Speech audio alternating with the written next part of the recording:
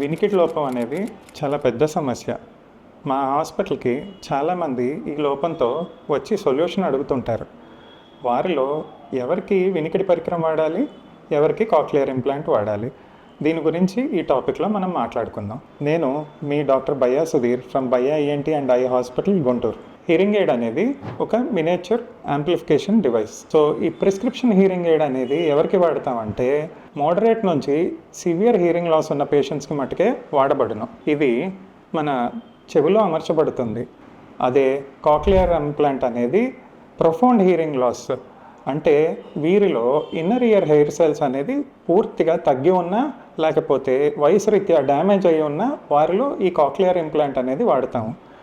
ఈ ఇంప్లాంట్లోని ఎలక్ట్రోడ్ డైరెక్ట్గా వినికిడికి నరానికి అటాచ్ అయ్యి ఉండటం వల్ల మన ఎలక్ట్రికల్ సిగ్నల్ అనేది డైరెక్ట్గా వినికిడి నరం నుంచి బ్రెయిన్కి అందింపబడతాయి.